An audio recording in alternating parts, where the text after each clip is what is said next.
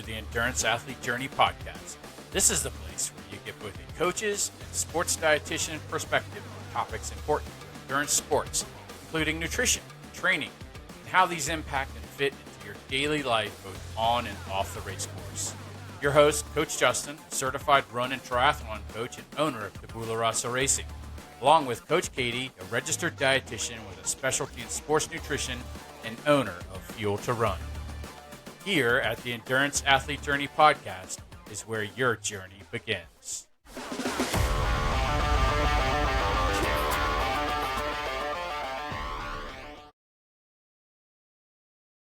Welcome, everyone, to the Endurance Athlete Journey podcast. I'm your host, Coach Justin. I'm here with Coach Katie. Today, we are going to be talking about, this is the Coach's Corner episode 3. So let me kind of back up, get my mind straight. So this is Coach's Corner episode 3.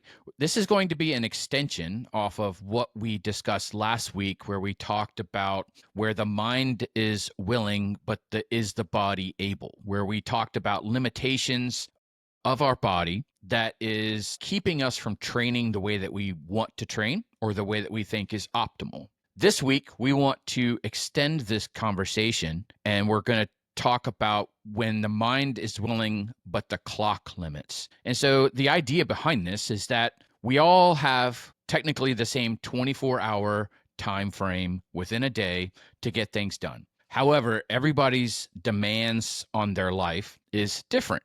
So what happens when you have signed up for a race or there's something that you want to achieve, but you may be a little bit less willing to sacrifice certain things within your life? You may have a pretty demanding job. You may be a mother where you feel like, you have demands for children. You could be, a business owner where you don't work 40 hours a week and you're working more and more hours, but yet we all want to achieve something else. So how can we juggle those things in our lives and still be prepared for race day? And so this is going to be the topic of the Coach's Corner episode 3, where it is called "The Mind is Willing, but the Clock Limits." So I'm going to talk to Coach Katie here. So Katie, how have things been going out there in Colorado? I know here in Virginia, we have a huge break in the weather. I did my long ride today and it was 3 hours and the dew point was like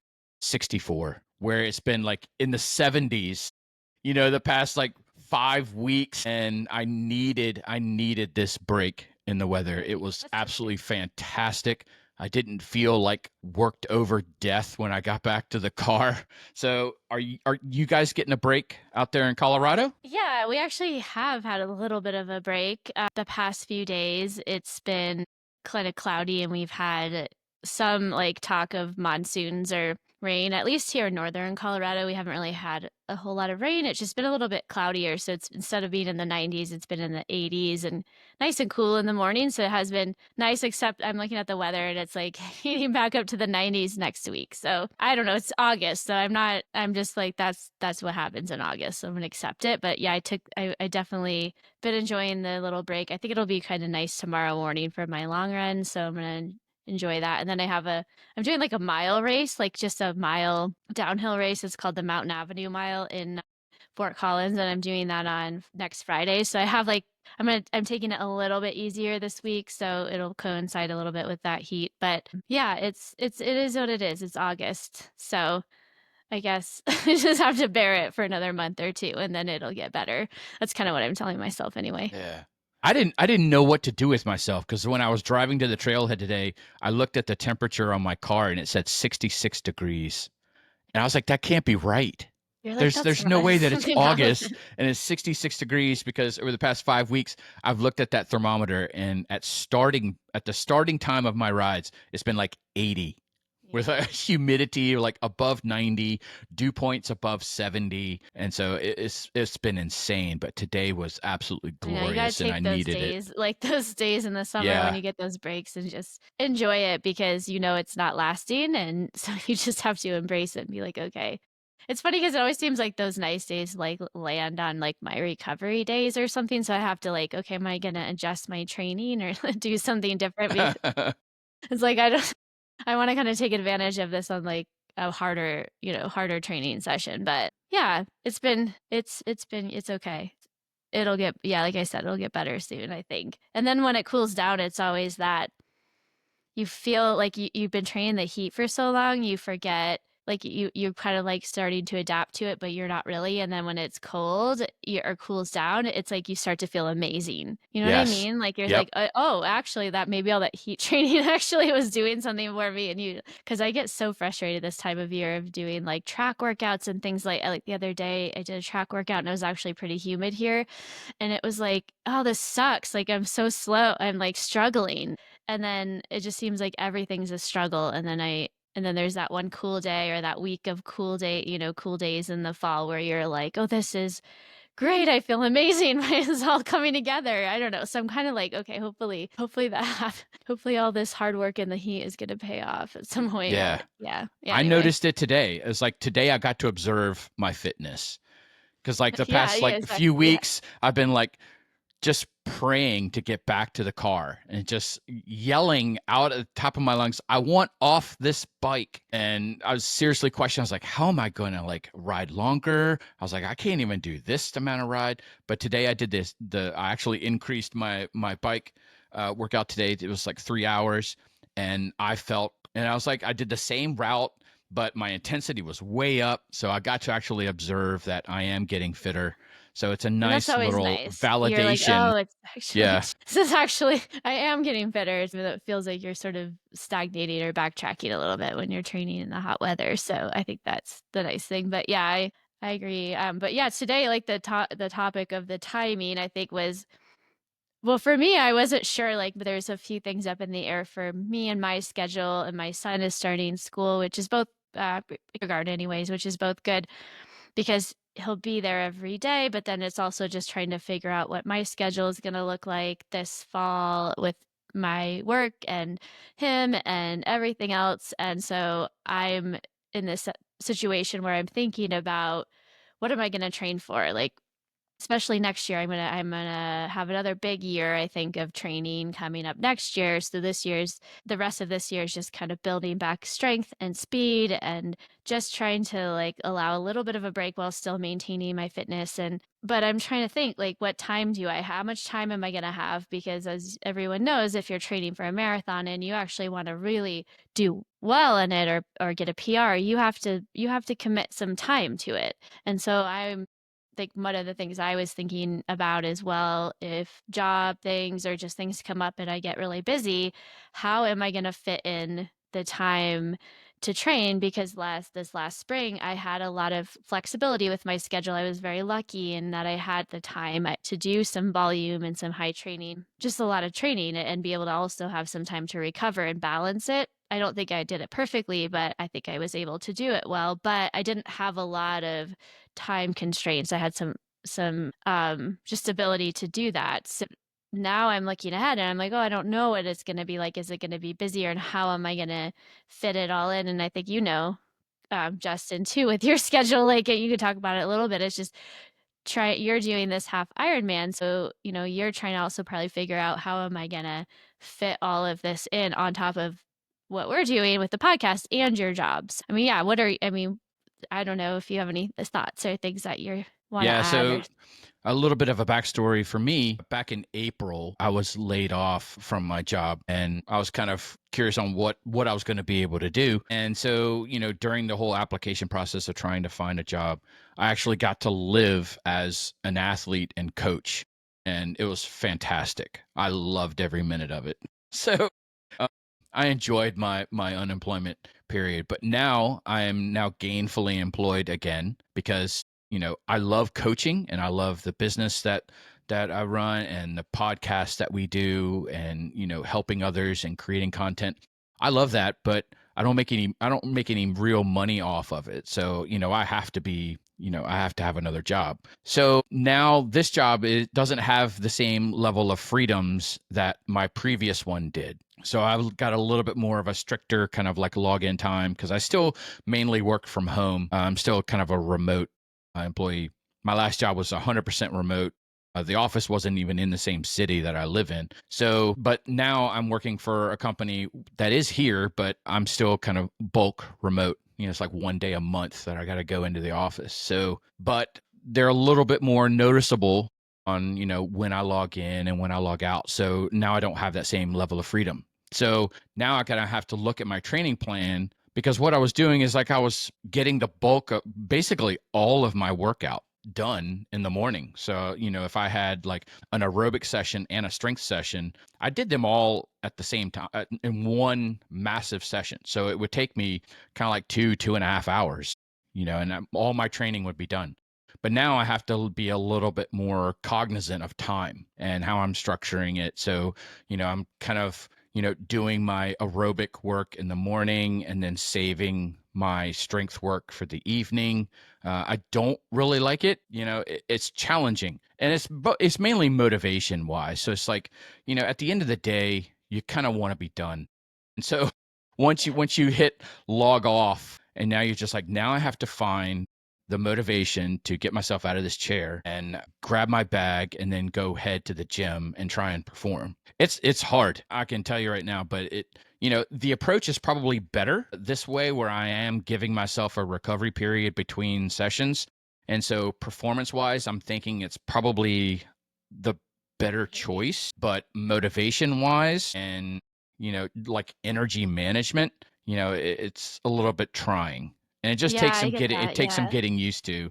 It was different like when I worked in an office, and I was required to go in like every day. Because then, I would go to the gym before work, take the shower, like most people would do, is like to go in the morning, then they go straight to the office from there. And then in the evening, I wouldn't even come home. It's like I would have a second bag packed for like my evening session, but I work from home. And so now, I'm already home. So it's like I'm not out and Already. about, and it's not like I'm passing by the gym. I have to like purposefully go and do my sessions. So it's challenging Yeah, to I would say the say that's least. true. But I have like my gym I have like I have like a home gym, so all of my equipment is here. And that was because when COVID happened, everything kind of shut down, and my gym that I really loved going to, which was only like 10 minutes away, he had to close down, which is really sad because it was his business.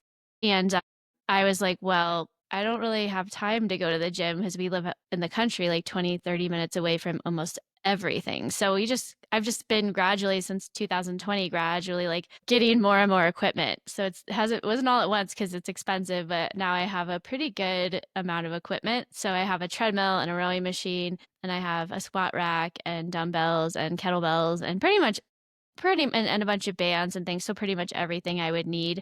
And so that's the nice thing is like being at home. I mean, I don't have anywhere to go, but there's a time there. But it's also just motivating to like, okay, I've got to go out and do it. There's always that motivation there, but it does take a little bit of that barrier away. Not everybody can do that. I mean, I know that's very nice to be able to have the space that we've created for me to be able to do that. And the money, I mean, I maybe save money not having a gym membership, but it's a lot of money up front to get like a treadmill and all of that equipment. And I did collect it over time. And so I can't, people can't always do that either, like I'm in a fortunate position to be able to have all that. But yeah, and then I think that's part of it is the motivation. I mean, you hear about people waking up at 4 a.m. to go do their workout. And that's great because then you have it done. And I think having your workout done, at least for me, the rest of the day is my oyster kind of like once I have my workout done, I do feel like I'm like, okay, I can conquer this day and whatever comes my way, I can, I'm going to be able to handle it because I got that part done. And then you just feel good because you have endorphins and everything else from the workout. And then to have to do it anything later in the day is so hard. I think about these people I used to work with who, whether it was for like nutrition or sports or whatever they were doing, either working out or running or whatever, people would put their kids to bed at night. Like I'm talking like 7, 8 at night, put their kids to bed and then go do their workout. I'm like, that to me is like, that type of person I think deserves a star because it's like how can you have the motivation at that point to go do it? Like that's when I would be like, no way. This isn't my energy levels there, like I'm exhausted. I'm really I'm ready to go to bed myself. So, you hear about people fitting it in and making time for their workouts, but it is a challenge because I think, for a lot of people, I think it's like the tendency is to want to get up, get it done because otherwise they probably won't do it. I hear people say that if I don't do it first thing in the morning, it's not going to get done. But sometimes I think, at least for me, sleep is a big issue. So I don't know if I've shared this. I've shared it other places like on social media, so it's not like a secret, but I have Hashimoto's. It's like an autoimmune disease, a thyroid condition. And so I need a little more sleep than the average person. Like it's just that I can get pretty worn down and my immune system is a little bit less effective. So if I don't sleep well, I'm really susceptible to other issues. And so I have to really have like 9 hours, like 8 hours minimum. 9 hours of sleep is probably best for me. And so the idea of waking up at 4, that maybe only gives me 7 hours of sleep, and I can maybe do that once or twice a week, maybe get away with it, but the rest of the day, by 3 p.m., I'm done, like, I'm done, and so it's hard, I think, if I have to wake up before my husband leaves, which is 6 a.m., I'd have to get my workout started by 5 a.m., and then I'd have to be back by 6 for my son. So there's definitely challenges, with doing it in the morning sometimes as well, and if you have a job you have to be at 8 or something like that, and or you have kids you have to take to school and then go to work, that does, I think, for a lot of people kind of create that, okay, well, I don't know, getting up at 4:35 is isn't always easy either. And so sometimes the time just trying to fit it in can be a big challenge. I know that's one of the challenges I have on certain days when it's like, okay, because there might be days coming up where I do have to be somewhere working in a physical location at least 1 or 2 days a week at 8 a.m. And so on those days, I have to either decide, do I get up at 4:30 or 5 and run? It might only be a couple days a week, so that's not too bad. Or do I wait until after at 5 p.m., do my run, and then come home? Because there's no way if I make it home, I'm going to be able to go out for a run, or it's going to be a lot harder.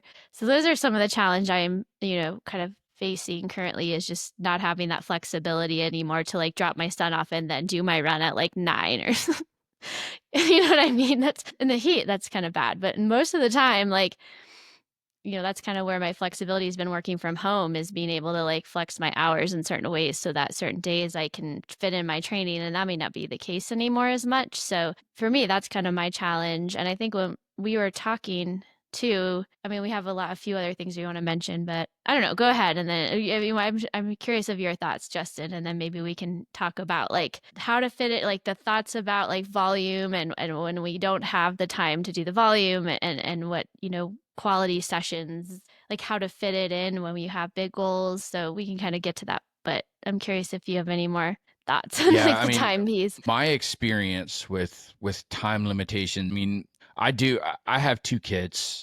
One is fully grown now. He's like 24, 25 years old, so he's out on his own. And then I have a 16-year-old son who I share custody with, and so he's with me like every other week. And so when they were younger, I was kind of like getting into triathlon when they were really little. And so it was a struggle. And I think that most of my training took place pre-dawn, so it was, before the sun would come up, I would either be out there, grabbing a run, or, on the trainer. When I finally bought a trainer, it was a lot easier, and I could just throw my bike. And I was, living in an apartment with just like two bedrooms. And so my trainer was like set up in the living room. And so there was a lot of early mornings, like 5 a.m. kind of thing, where I would get on the bike for an hour and then have to wake up the kids and, make their lunch and breakfast and take them to school. And so it's challenging. It definitely requires planning. There's nothing, it's kind of sad to say, where the bulk of your day is scheduled. There's no, I'm not the kind of person that just like flies by the seat of the pants. So it's just like, oh, if there's time, I'll do this. For me, I'm kind of like, well, if it's on the calendar, then it's kind of getting Yeah, that's done. how I And am. it has to be on the Yeah. calendar, because if it's not on the calendar, then I have no idea what's going on, and it's not going to get done. Yeah, and then it's like, yeah, and then I'm like anxious because I'm like, what, like I need Yeah. almost to have that set, like planned out thing. And otherwise I get like, what am I supposed to be doing? And I Yeah. start wasting time a little bit doing other things. And I'm like, oh man, I really like did not make my time efficient today or something like that. So I very much agree. And it's sometimes when you have like, yeah, like a lot going on like that, you have to, kind of have your training plan for the week. I mean, hopefully if people are working with a coach, like the coach is aware of their like time limitations and can kind of work around it, and they sit down with their coach or send them their schedule, because there may be certain days that you're like, yeah, I absolutely don't have time to do anything this day. And then that might be your recovery day or your rest day. And then you might have to like load up a little more on the weekend and be a little bit of a weekend warrior. And how do you do that in a way that isn't compromising, your performance, so you can make the most out of that? And then maybe there's a couple days during the week where you can wake up a little earlier because, compromise sleep a little bit, but you're not maybe doing that all of the time. And so it's like trying to look and then looking at your calendar and really like putting it in there. Like for me, I have to I actually put all my workout sessions. I have Training Peaks that I have all my workouts in, and then I actually put the time out in my calendar and the time, and I think about it too. It's not like, well, it's an hour run, but I'm like, well, I got to do a little bit of warming up before, maybe some dynamic drills, and then I've got to have some time after to kind of like cool down or get ready. And so it's like maybe that hour becomes like an hour and a half because I Yeah. have to like schedule it in. So I have extra time before and after. And it's in my calendar, my Google Calendar, and it's color coded. It's a specific color, like purple or whatever it is like, this is my workout. And that's really helps me because as I'm looking at my day the day before, I can kind of see how it's all broken down and when I have to get that workout in, and if I have to wake up early or if it has to be after work, like thinking about where am I going to do the run, if I have to gym session, like thinking, okay, just those little pieces of like, what do I need for it? What do I need to be prepared for it? What do I need to eat around it too? I mean, that's important, right? The nutrition piece is, okay, what am I going to be eating around this to fuel? And ideally you'd maybe be doing that on a Sunday kind of for the week, and then daily, just kind of, so like thinking about it and looking at your schedule and actually scheduling it into your calendar, and not just being like, oh, I'm going to wake up early and do this. And then you're kind of like, oh man, I'm running late. And then you have to cut your 60-minute run down to 45 minutes because you didn't actually anticipate the time correctly. And, now you're stressed because you didn't get your full workout in, and then you rushing to work. And it's just this big stressful thing because you didn't actually like schedule it in correctly. You know what I mean? So that's probably my biggest thing, is just like calendar, really sitting down and thinking about your week. And that takes some of the anxiety off of it because you already have those workouts scheduled in there, and you're finding those little pockets of time. And maybe it is just like at lunch hour, like you have a lunch hour and you have to do it at work, and that's your time to do it, and you have the flexibility at work to do it. Or maybe it's early in the morning, or you have to do it before you come home, or you have to do it after you put the kids to bed. Like, that's a hard time to do it. But like finding the time in the day that you can fit it in and scheduling it is going to be, I think, a very key piece. And I think being a little bit creative too.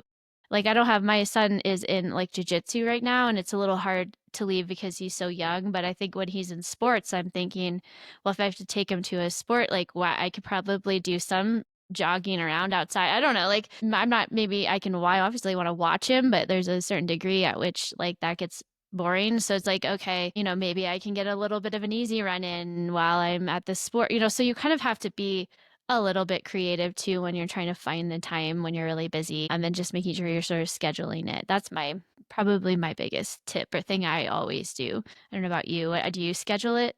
Do you like into your calendar like that? I don't schedule it into my calendar because I know kind of like I've got the routine down, and I happen to But be you're blessed. consistent, right? I You have happen to it be like each day. blessed Yeah. with a job that is consistent hours, work from this time to this time. And so, all my food prep is done, so I don't have to worry about meals and all that kind of stuff. So, I know that, you know, this time period in the morning is session 1, this time period in the evening is session 2. I know what those sessions are. They both have structures to them.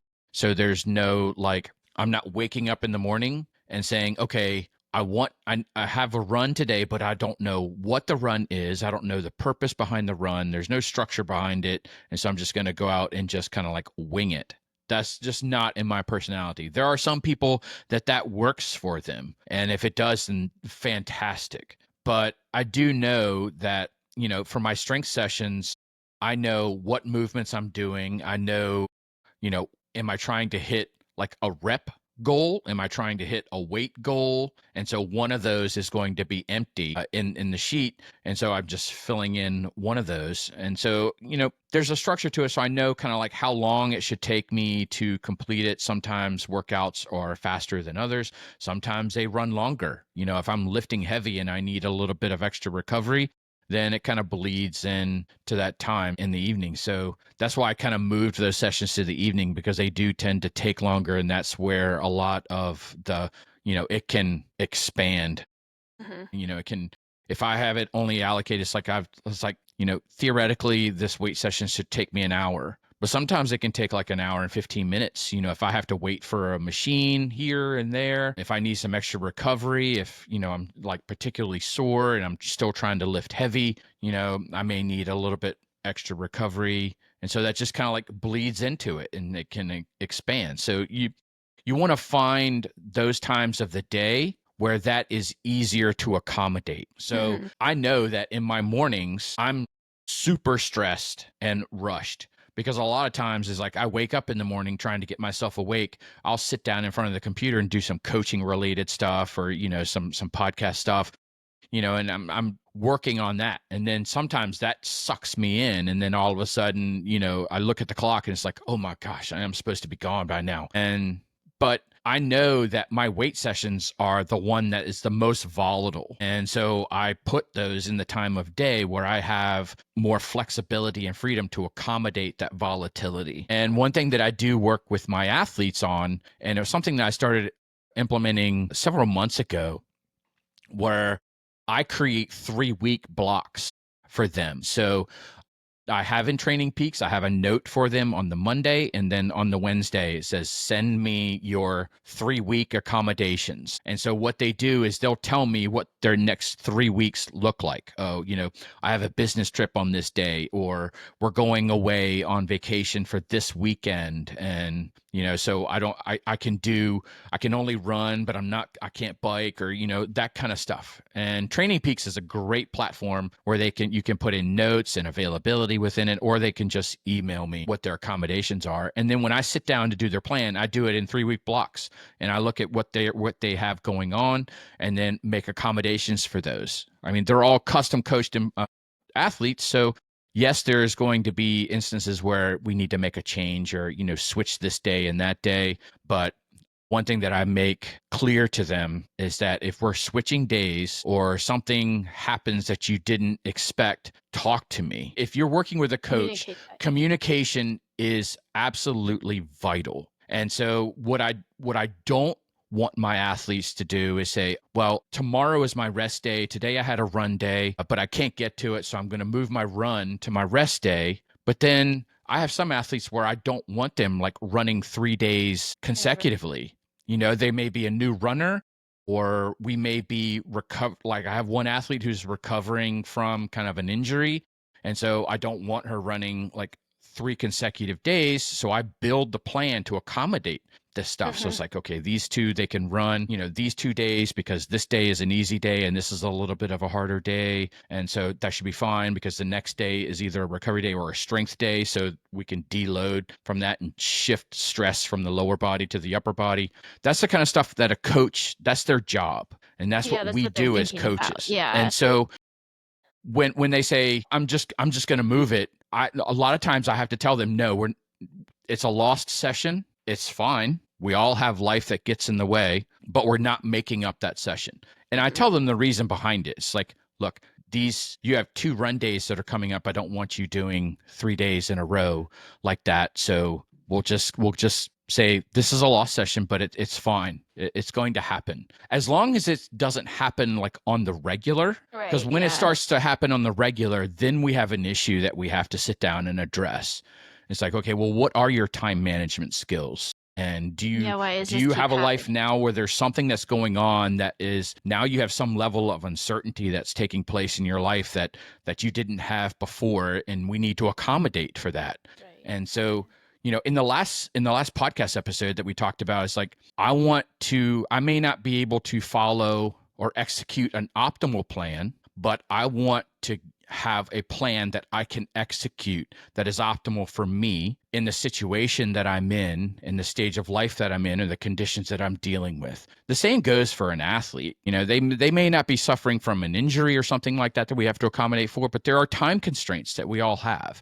And I don't want to give them a plan that doesn't take into account those time constraints. And Yeah. so we have to accommodate for those. I think most of the time, a lot more people are more optimistic about their time availability than what they really are. Yeah, I was just You gonna say know? that. I think people tend to think, "Oh, I Yeah. can do that. I'm gonna sign up for this race, and I absolutely am gonna have the time to train. I'm gonna figure it out." But then when it comes down to the nitty-gritty of it, they realize, "Oh, wait a second. This is this is way more challenging." Because I think when we that's just a human thing, I think. You tend to feel like you don't, "Oh, yeah, like, I'll be able to find the time," you know? Like, I think it's easy to do that, and, I know I've gotten in trouble with that before, kind of thinking, "Oh, like, well, I'm really busy, but I'll be able to train for this race," and then you kinda get into it, and all of a sudden, that actually becomes the source of stress, is trying to figure out how you're gonna be able to train. Then the whole getting that figured out and timing that and putting that in your schedule and trying to hit those goals of whatever volume or whatever you want thinking or whatever the coach wants you to do is like becoming stressful, and that's just adding some stress to your day instead of really the training. I mean, it should be like it should be something you're doing to help. I know sometimes it can be a little bit of like a timing thing and you're trying to fit it in and that can be stressful, but it shouldn't be adding additional stress, so much stress to your life that, now you're not recovering and you're just becoming like this ball of cortisol or something like this. Like it should be something that's like adding to your life and you're able to fit it in, but it's not causing you to have marital issues or like maybe your kids aren't getting the attention they need, or your job, isn't you're about to get fired because you're trying to train, you know what I mean? Like there's Yeah. you have it's hard. I get it, but like you have sometimes it's hard to be realistic, but I think sometimes that's where it's helpful to kind of sit down with your schedule when you're ready to sign up for something and really before you sign up, like really try to see like how am I going to fit this in and almost plan it out. Like what times am I going to be able to run and look at your whole calendar for the next how many months until the race and really think about it before you just like, "Oh, I'll be able to do it. Like, let me just sign up." And then because that's a frustrating thing too as a coach is like when somebody's like, "I want to do this," but then they're telling me all their availability on Training Peaks or they're sending me and I'm like, "Okay, well, yeah, I mean, you might be you might be able to do it, but your goal is a little bit unrealistic because you're traveling for work all the time, and when you're traveling you hardly have time to run, so and that's happening every other week. Like it's not going to be conducive to a good training schedule or a good time. So sometimes it's just that being realistic with what you can accomplish, and maybe like if you maybe want to do the marathon. I mean, that's something I've been thinking about and trying to consider is if my schedule gets busy, like I might have to adjust my goal. Like maybe the marathon and trying either I have to do it in a way that isn't time based and it's just to complete the thing, or I have to let go of my our goal or whatever it is I'm trying to accomplish.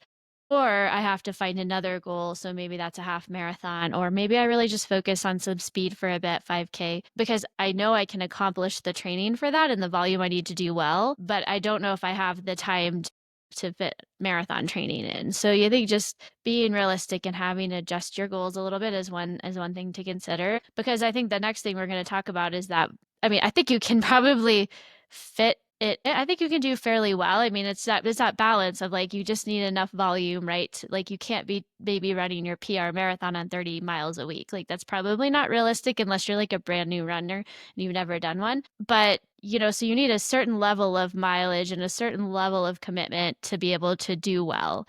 But I think one of the things I'm hearing a lot, and we talked about this a little bit off air before we started, is this like there's some research that came out looking at, I think it was like Strava. They looked at data from like Strava and they were saying like the fastest marathon runners are running the most volume, right? So they're sort of equating, now you're hearing this, like if you can do more volume, you're going to be able to be better at, and this is just marathon, it's probably also you hear it probably in the space of like triathlon, especially like Ironman distance and some of those longer distances, like more volume is key. And then I think people are feeling this pressure to like, oh, I've got to add more, I've got to do more, I've got to constantly do more. And then that's where they are kind of getting into trouble because we're not, well, I mean, there might be people listening who are professional athletes. And if they are, like, that's fantastic. Like, Yeah. like, because they obviously have, we all have different 24 hours in the day. And so you'll just have more time to train. And that's fabulous. And that's great. But like a lot of people don't, and there's time constraints. And so I think one of the things we also want to touch on today is like, how do you what do you prioritize when you don't have maybe the time to do 70 plus miles a week if you're a marathon runner, or like more than, I would say, and what do you think, like for half Ironman, I mean 8 to 10 hours a week is probably minimum, or I don't know, like of training, because it's I more of mean, a time based. for an Ironman can grow and get up to 20 Mm-hmm.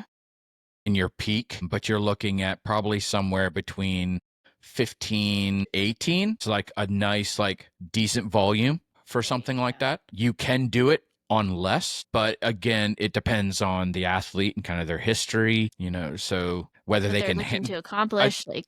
yeah, and their goals. But Mhm. I do want to say it's like this study that you're mentioning is equates that there's a high correlation between volume and success is what is kind of like the That's bottom like line that I'm getting at. correlational, right? Like they're not Yeah, asking any other questions about these people. I guess we don't know, like, is it that they're, I don't know, like, I guess that's all. I think that's pretty much, I don't know if there was other questions asked. I'd have to like look back and kind of look through it, but it's just, it leaves a lot of questions about, of course we know correlation doesn't mean causation. And so there's exactly. people always make that mistake with studies all the time. And so there might be other factors there that we don't know. And obviously one big factor there is like the lifestyle of these people outside, their recovery, their talent, their innate abilities and ability to run that much volume. I mean, there's just a lot that we just don't know, right? And who are they? How are they picking these people? Like, who are they looking? I don't know. Like, we don't know I mean, I'm sure that's maybe stated in the study itself, but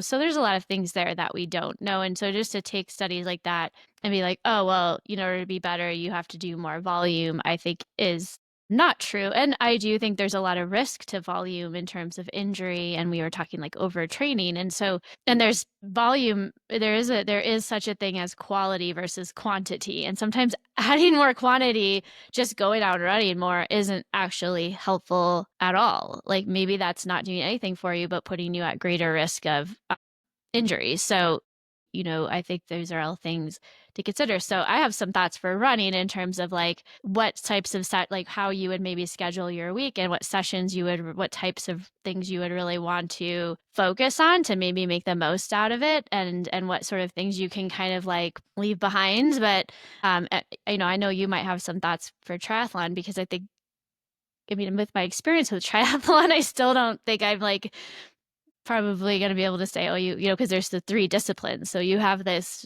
more complex thing, I think, with triathletes. It's more complicated when you've got so much going Yeah. on. But I don't know. Do you want to speak to like what your thoughts are on triathlon, and then we can talk a little bit about running, or how to Yeah, what. so with the sport of triathlon, like you said, there's three disciplines to it. So there's rather than juggling with a single ball, you're juggling with three.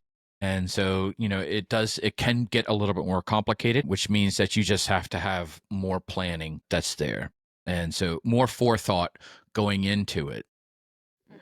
So, for instance, like we talked about in the last episode, where I'm about to embark on this journey to Ironman Florida in December. I mean, I had to look at like what I could reasonably get done and recover from. So I think that there is this misconception that, well, more volume is going to mean that I'm going to be more prepared. Well, the question becomes is like, okay, because I will be honest with you and I'll be completely vulnerable here. I've fallen into this trap a lot. And, I have friends who will tell you, my PT will tell you, my chiropractor will tell you that I am a workhorse. I love volume. And I've fallen into this trap where it's just like, oh, if I want to become a better cyclist, I just have to ride more and more and more hours, more hours, more hours. But there comes a point where I can't recover from those hours. And so I have to be a little bit more purposeful and say, okay, do I have time for a 3 hour like zone 2 ride? Or can I take a shorter session and make it an hour and a half and put some intensity in it and have the same physiological adaptation to it?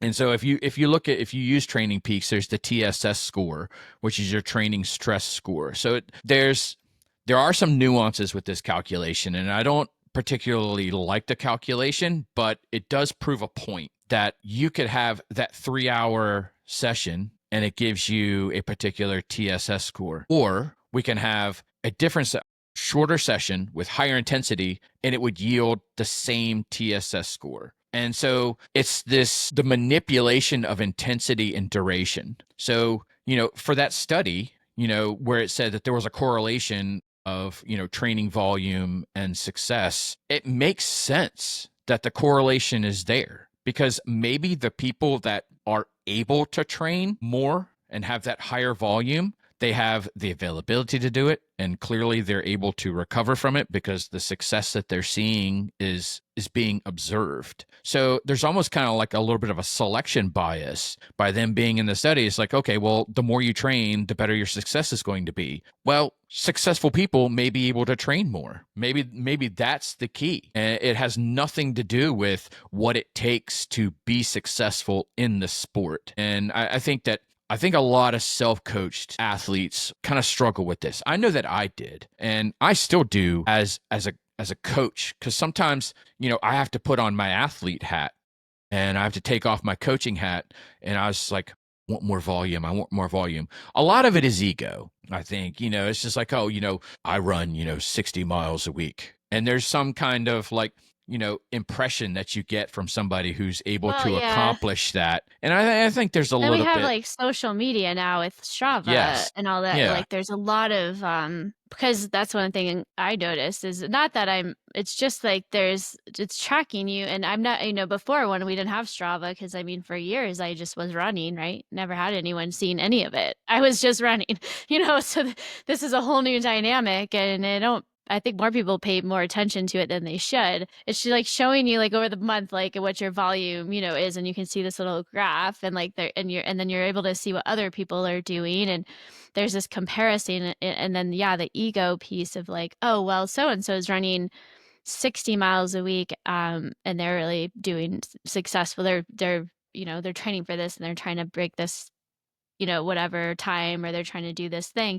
Therefore, like I need to do that. And it's that comparison sort of bias. And there's that ego piece. Like people are going to see this. Like I'm going to look at how great of an athlete I am if I can do this volume, and there's something. And I think there's a lot out there about volume and like mileage, and you hear it all the time with professional athletes like, oh, I'm running 120 miles a week. Well, great for you. Like, I'm glad, because that's all you do. You know what I mean? And I'm Yeah. not trying to be That's mean, their but it's like job. that's their job. Like your job, unfortunately, the most of us have to have a real like not a real job, is like that isn't a real job, because athletes work very hard and there's a lot of pressure on them. But it's like a lot of us have to have a job outside of that. Like we aren't making money in that. That's not our job. And so like um yeah, it's like we're not, if you try to do 120 miles a week and you have a full-time job, I'm afraid the wheels are gonna come out. Like you're gonna have really a hard time with that, unless you don't have any other things going on outside of that, like no kids, no relationships, you're just running and you're working, and then maybe you can do it. But it's just that I think there's a lot of pressure, and you hear studies, you hear other people, you hear influencers telling you how to do it, and oh, you should just run, all your running should be like at this zone 2, like like just run zone 2 and run like 80 miles a week and you're going to be able to run your marathon successfully. And that is bogus in my opinion. Like, and I've never seen anyone be exactly 100% successful only doing that and not anything else. And so there's just a lot of misinformation, a lot of like pressure to just do more, and I think that can get people into a lot of trouble. and probably a lot of people to not meet their goals because they're trying to achieve things, or they're comparing themselves to others, or they're supposed to take an easy day and they're afraid of what a 9:30-minute mile or 10-minute mile or whatever their easy pace is going to look like on Strava. So now they're doing an 8-minute mile. You know what I mean? Okay, all of a sudden it's not a recovery day and you've just shot yourself in the foot for tomorrow's really intense workout. And so I think if people can, I think that's part of the big problem. Is part of it is the timing, and part of it is just like trying to really let go a little bit of what you're hearing out there in terms of like running influencers that maybe don't have really a coaching background or an exercise science degree or anything like that. And then you also have like, you have to kind of let go of what the social media is saying and what Strava is putting out there. I run a lot of really slow miles on my easy days. And when I was training for the marathon, it was, I mean, some of my fast days were fast, and then my easy days were like close to 10-minute miles sometimes. And I don't care. Like, Yeah. you can see that on Strava, and I don't care because that is my easy recovery day. And I'm actually hoping I'm setting some sort of like influence for people to be like, oh, like, well, that's okay because look at what Katie's doing. She's actually taking her recovery days seriously, you know? And I don't even always have to say it's a recovery date. I just sometimes forget to even go on there and say anything about my run because I have other stuff going on and I'm busy. But it's just, I think sometimes we have to like try to focus on what matters and on what the focus of that workout is, and what we're trying to accomplish and what we're able to do in terms of volume, not what we think we should be doing, but what we're capable of doing, and let go of all of that noise, which I know is very hard to do, and just focus. So that means you have to get rid of your Strava account, or like try to not like focus so much on it or look on it every day, or whatever it is that's kind of causing that outside influence and that sort of like pressure that you feel to be, I got to look fast or something, or I have to look like I'm doing a lot. Then like let that go, because that's not, you know, if you're winning on Strava, you're probably not really going to be winning in your race, I think, especially if you're That winning on there every day. is the takeaway from this whole episode.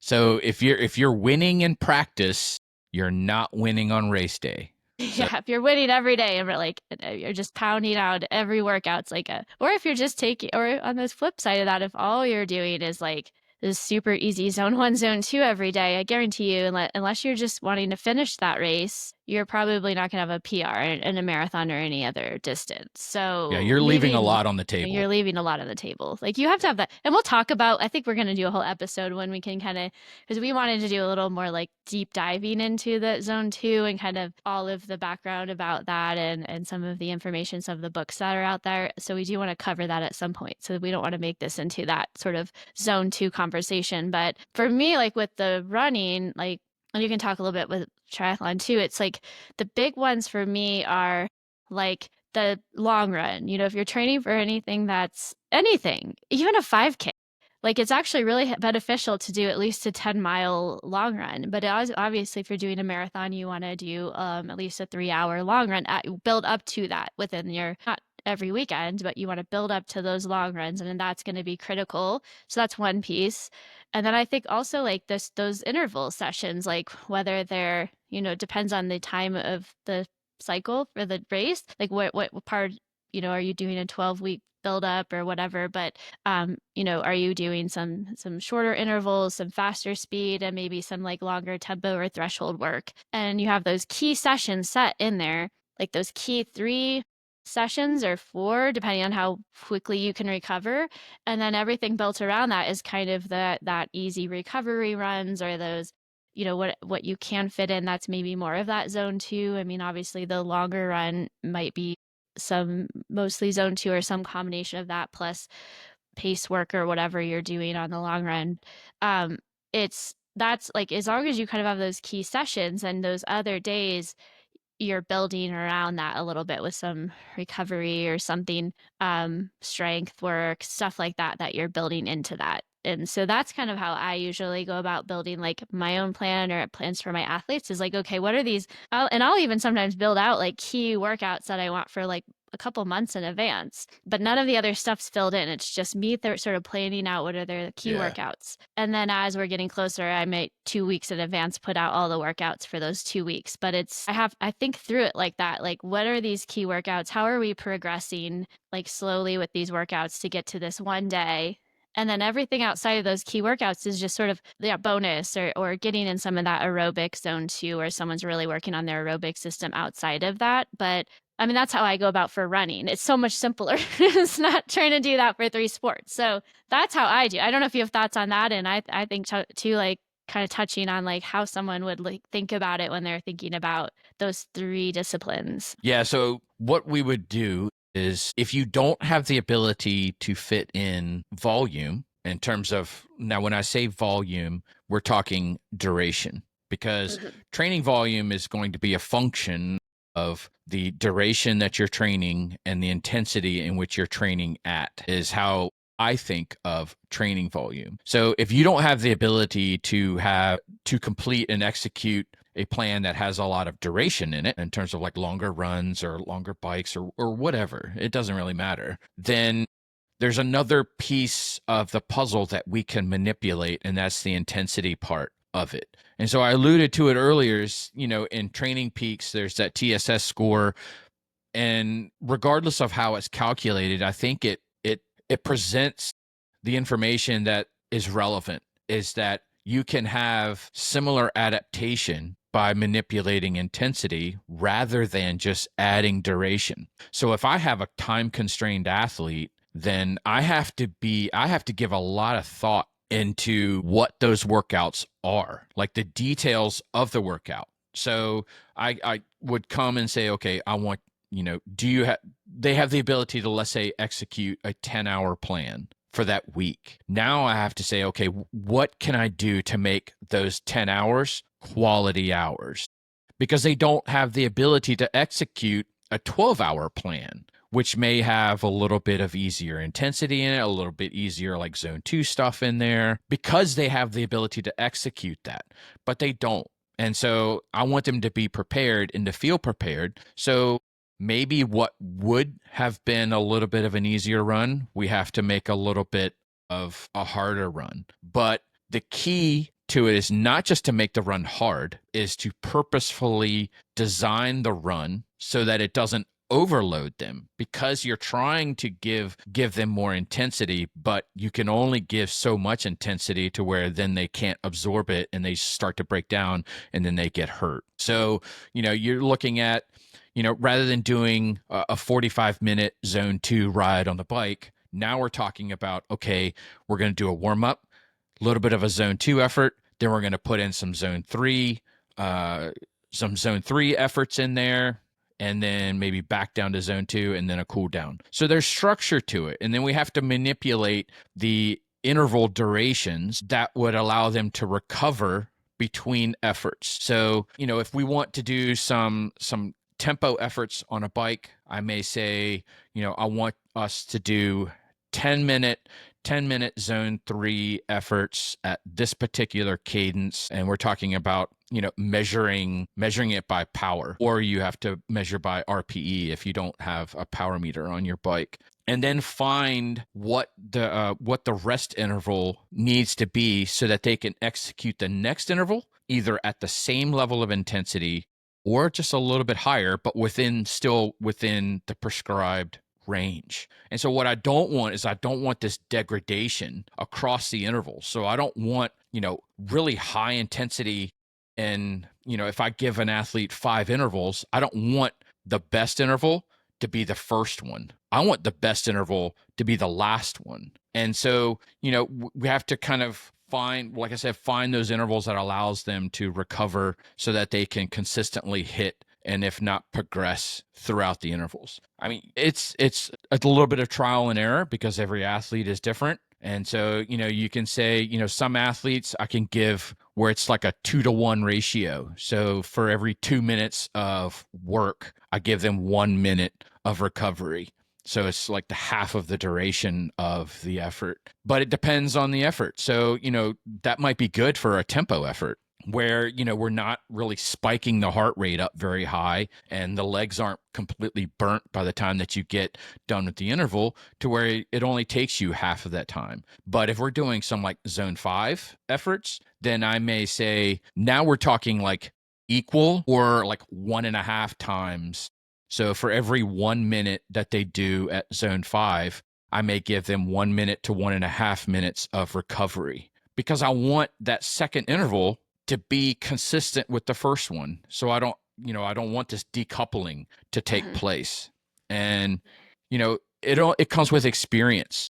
Yeah, and I And do think everyone kind of has their own like ability to recover, and like you kind of learn that when you're working with athletes, and you learn that about yourself too, and pacing too. Like when you're asking someone, they can look at heart rate or they can look at pace or whatever they're looking at, but I think it takes time for people to learn that, like, not to go all out.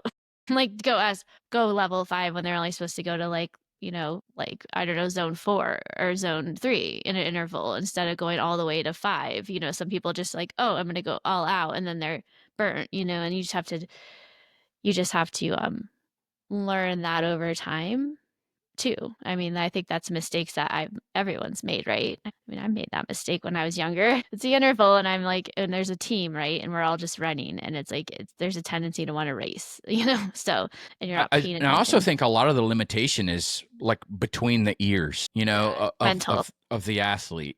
And I mean, I'll be honest, it's happened to me as well. There was a time where I was really kind of hesitant to run at those faster paces. And so I was just like, because I didn't want to be uncomfortable and I Mhm. didn't want the intensity. I wanted to say, hey, I ran for this long and, I felt good. I felt great after the workout was done. So I was kind of hesitant to throw in the intensity.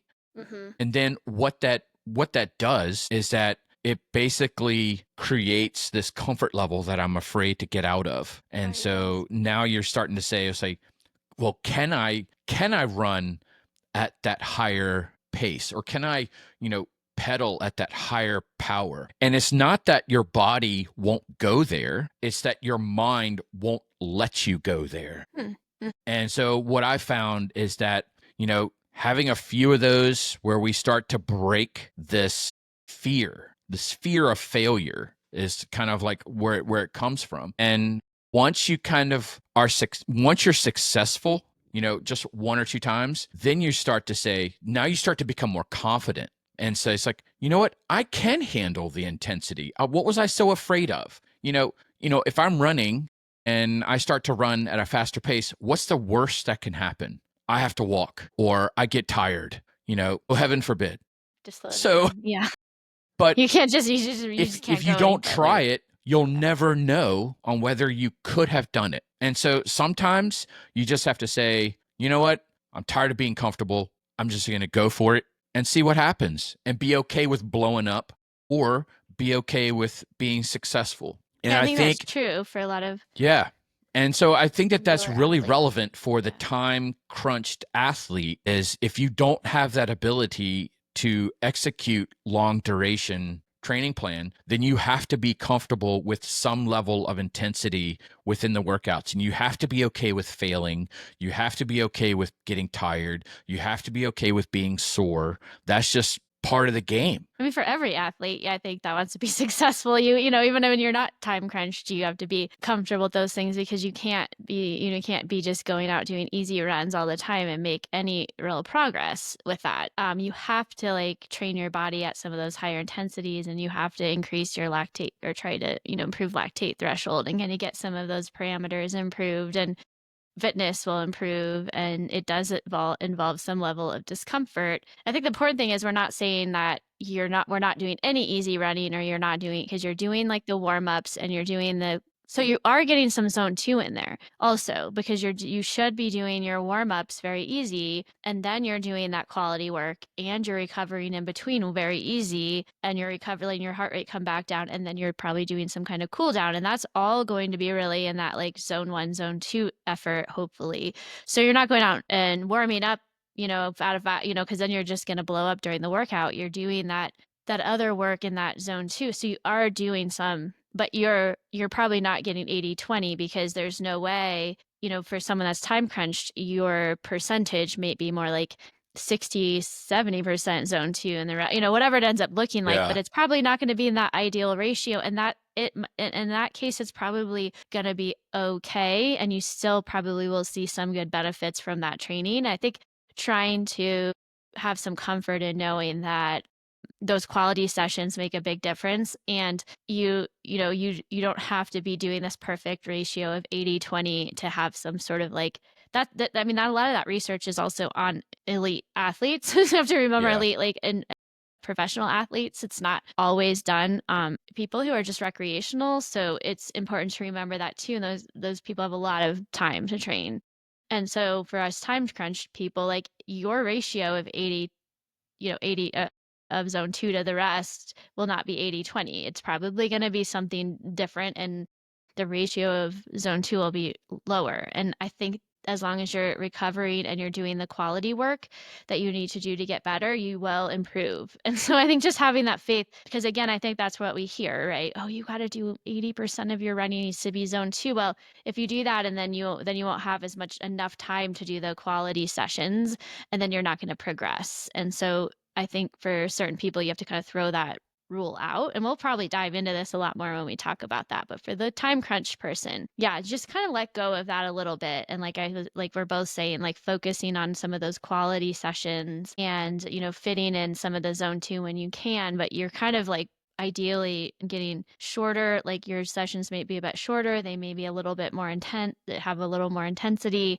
because we're trying to fit in more into a shorter period of time. And that absolutely works. And it's going to be okay if you don't have some sort of perfect ratio of zone 2 with all the other, like, it's going to be okay. And so letting go of that a little bit if you're time crunched, and not thinking like, oh, I've got to do this way or whatever. I think that's the biggest, thing, I think, when we're looking at the time. I think the big takeaways, I know we're kind of heading in a little over an hour, but the big takeaways I'm coming, I think for me, at least, what I've talked about is like the calendar, like making sure you're planning, like both of us said, planning whatever your coach gives you, whether it's Training Peaks or Runna or what, Final Surge or whatever the plan that they give you, or maybe it's just a sheet of paper. You take that in, or if you're planning it yourself, you're thinking about it and putting it into your schedule. If you have a set schedule and you're going to train, you maybe don't have to do this. But if it's like me, where my days are a little bit different, I plan it in, and I actually schedule it into my calendar. And the other thing that does is I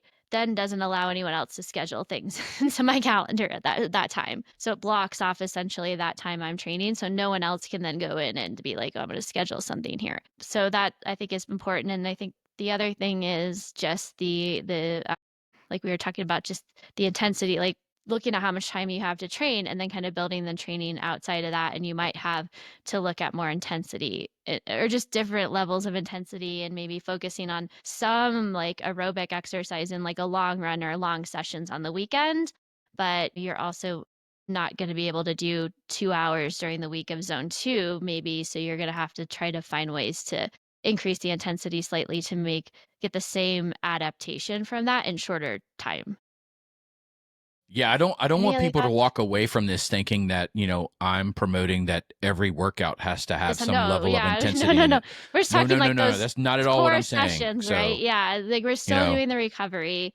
You're still having days in between. You're like, it's planned out. Like the way I plan it out with my athletes is like this day, and I'm thinking about it like, okay, this day is going to be intense. So then the next day, I want it to be a little bit of a easier run or lighter recovery. And then I'm sort of planning out the week so that there's recovery sessions, whether it's an easy 30-minute run, because that's all they have time for, or it's a day off, or it's a bike or cycling or something different, or strength. Like we're scheduling that out so that they have that harder session and then some time to recover. And then, like, and sometimes I'll do 2 in a row, but then I won't do 3 in a row. Like I might do 2 little bit harder sessions, and then it's like a couple days of easy. So if that's the way their schedule allows. So it's all a balance, right? So it's not like we're just telling people to hammer it hard every day. Not at all. I think with the sport of triathlon, it does It's offer a hard. little bit more Yeah, flexibility than a that's runner, true. because, Because you have more running sports is to pull on. running is so hard on the body that it is hard to like sequence those hard efforts. But what I can do is I can say, okay, I'm going to give you a hard bike on Monday, and then I'm going to give you maybe a little bit hard. I'm going to give you some intensity in a swim the next day. And so now I'm giving the lower body a chance to recover by stressing out the upper body the next day. So then the following day after that, I may give you a little bit of an intensity in your run. And so you're sequencing the workout so that you're moving the stress around within your body. So you're not like I don't want to stress the legs out too much on 2 consecutive days, because then that means that third day is going to be a low quality day, and I can't, that may force you to do a little bit of an easier session. But if I can say, we're hammering it on the bike this day, we're going to do some speed intervals in the pool the next day, then we're going to do some cruising intervals and a run on Wednesday. Then we're going to say, okay, Thursday, nice, fairly like zone two effort. We may throw in a double workout on Thursday. So I may say, now we're going to do a swim in the morning, a nice, easy kind of, like pull in paddles kind of swim. And then in the evening, we might do like a zone 2 spin on the trainer, and then right back to it on Friday. So we'll do a hard day on Friday. Then you got the Saturday and Sunday, which is like your longer stuff.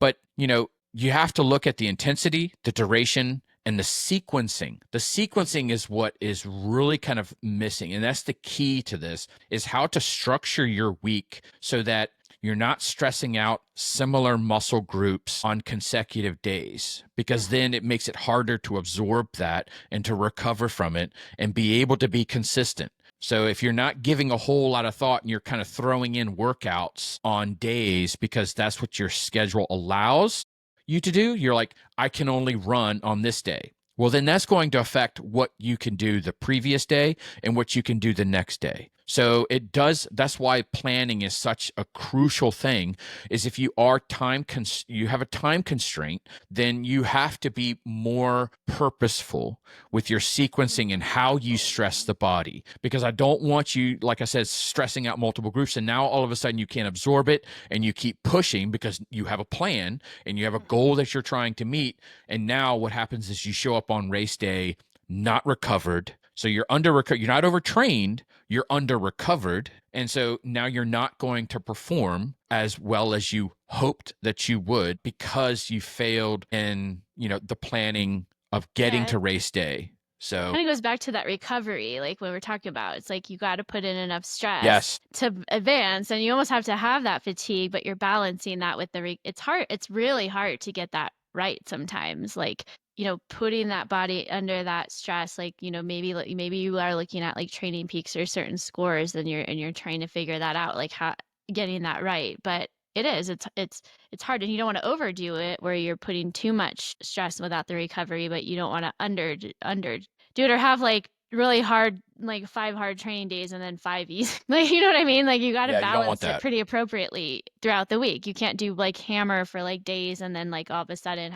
because that's the hardest thing about someone traveling is I think the tendency, for maybe they're traveling for work, but the tendency is they hammer for like 5 days straight, and then they're going on their work trip for 5 days, and then they're like, oh well, that doesn't really actually work that well, unfortunately.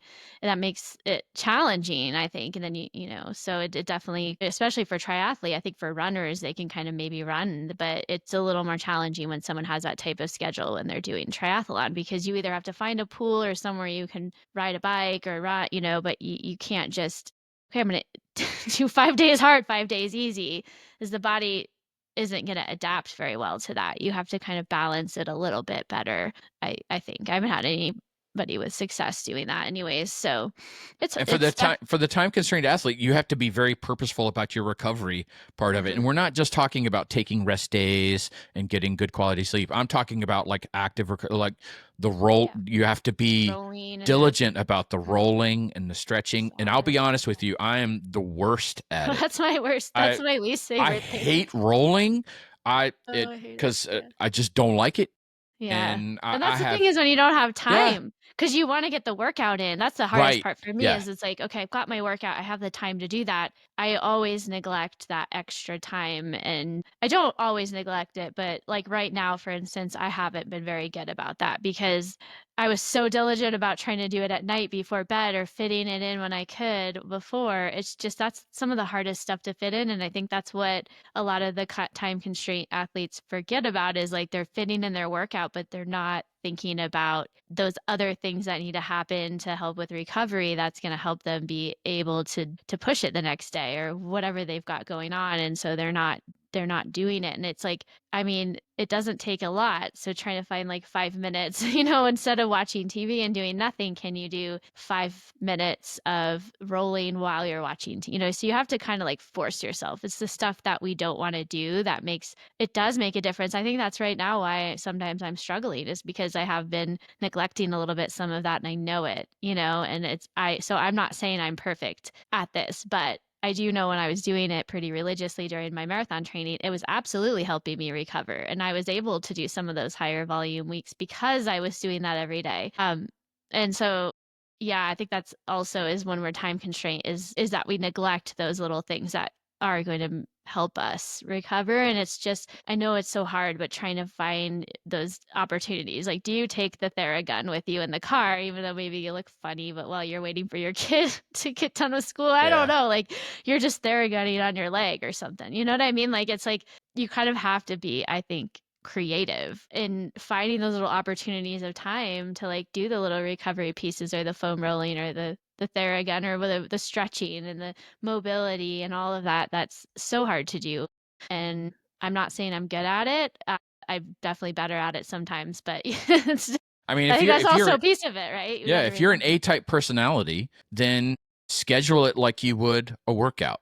Yeah, put So, it in your create calendar create like a I do. block. So if you use Training Peaks, have Oh, your yeah, your there you run go. schedule, your run in there, and then throw in like another separate workout and just call it recovery, and then just say I'm going to spend 15 minutes doing some rolling and stretching, and create it as a workout. Log it if you have to, because there is some satisfaction with seeing all greens. I know it because that's the way that I think too. And so that's another little key. If you know that that's kind of like one of your weaknesses, and we all say I'd like to do it before bed, but then honestly for me, like when it's bedtime.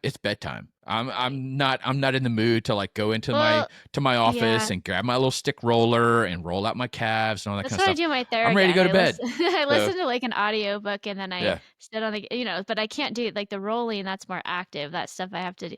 So you have to kinda think about yeah, but I think that's a good point too. I'm glad we mentioned that because it's, like it is hard, I think, to fit all this stuff in, and I do think you have to be kind of creative, and, like, for me, it's like I have to put it in not only Training Peaks, but it has to be in my physical Google Calendar, and if it's in there because I am a type A, I know I'm a type A personality. I'm also potentially potentially have some ADHD. I don't know. That was like maybe and that's another story. But the calendar I have to follow it. Otherwise I don't have things. I feel unfocused. Things can be chaotic in my day. And I have to have it in there and then I'll do it because I'm also type A. If it's in there and I don't do it, there's a level of like guilt sort of like, oh, and so I know that's a trick that works for me. And so I'll schedule it in after dinner or something. It's like, oh, it's in there. I got to do this. You know what I mean? And then there's a little reminder that pops up on my phone too.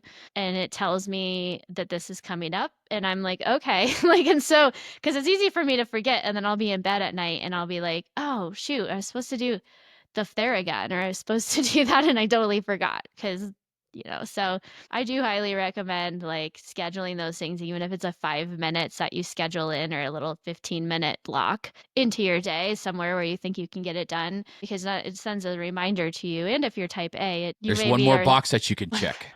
yeah, one more thing. So You can feel there you go. accomplished for the day, so I don't know. I know we're over an hour here, but I think we've covered a lot of good, like, I feel like there's a lot you can kind of dive into when it comes to timing. And it's hard because everybody's schedule is so different, right? Like everybody has different work schedules. Everybody has different like things going on. I know there was like a thing on Instagram where some influencer was like, we all have the same 24 hours in the day. And it's just like a joke because I'm sure this person just has like, she doesn't have kids or I don't know what kind of job. Maybe she's just an influencer. And it's like, no, like that's not true. Everybody has 24 hours, but they don't have the same 24 hours in the day. So, yeah, sometimes we have to be a little bit more creative and, realistic about our goals and creative.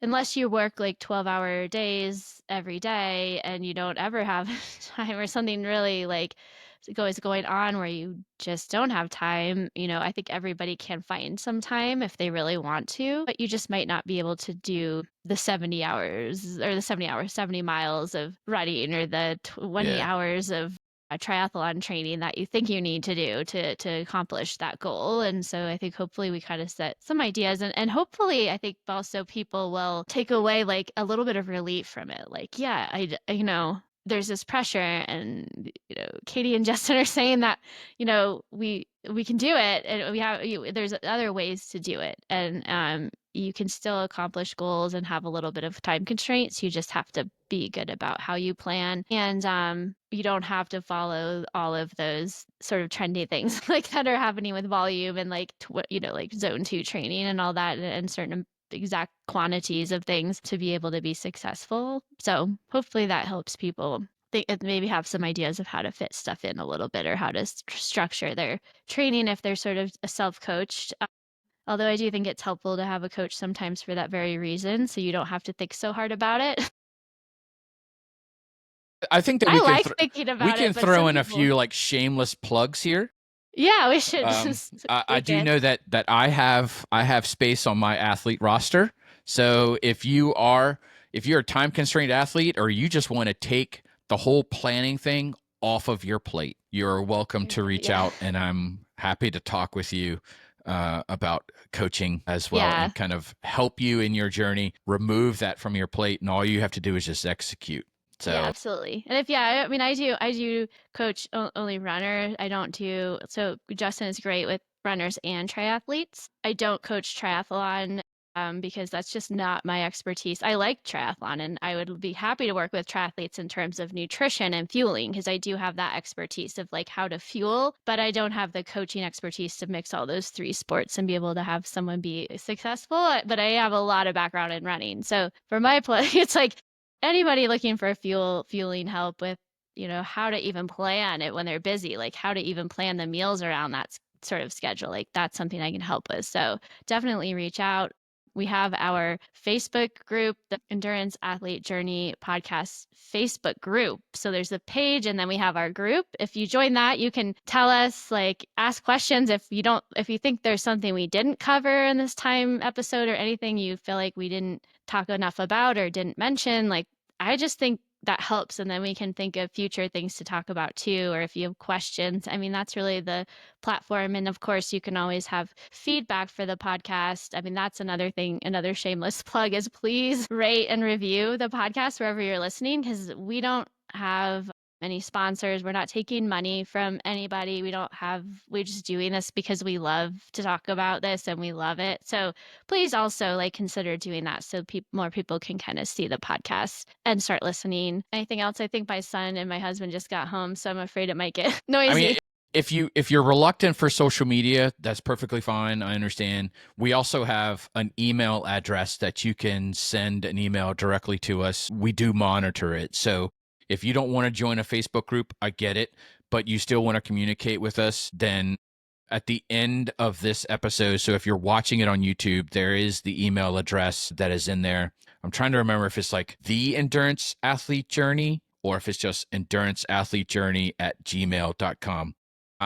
I can't quite remember, but if you're watching It's it on the YouTube, Endurance Athlete Journey at there's Gmail. all kinds of stuff. So it's like, yeah, you can either go to Buzzsprout. I think the email address is there. There's tons of ways that you can get in contact with us.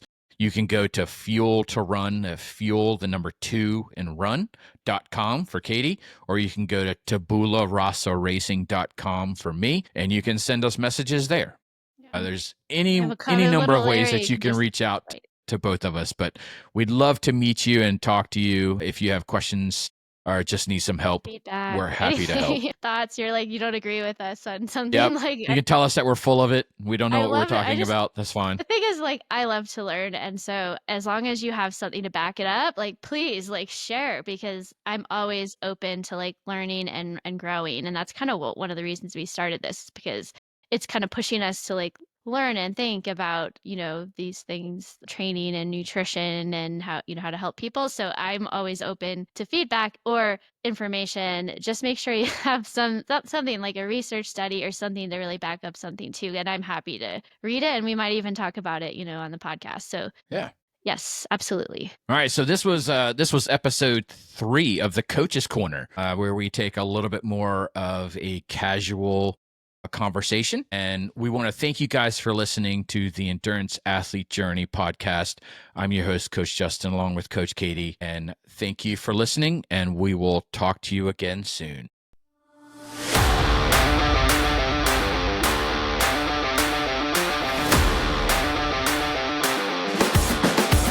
Listening to the Endurance Athlete Journey podcast. Like and follow us on Facebook and Instagram. Subscribe to the podcast on iTunes, Spotify, and YouTube. Feel free to leave us up to a 5-star review on iTunes and Spotify because leaving a review really helps others like you find us. Visit the podcast website for other episodes of the Endurance Athlete Journey podcast at enduranceathletejourney.buzzsprout.com. Have questions or comments about the podcast? Send Coach Justin and Kate an email at theenduranceathletejourney@gmail.com. For all things coaching, visit Coach Katie at fuel2run.com and Coach Justin at tabularasaracing.com. Again, thank you for listening to the Endurance Athlete Journey podcast, and remember to find joy in the journey.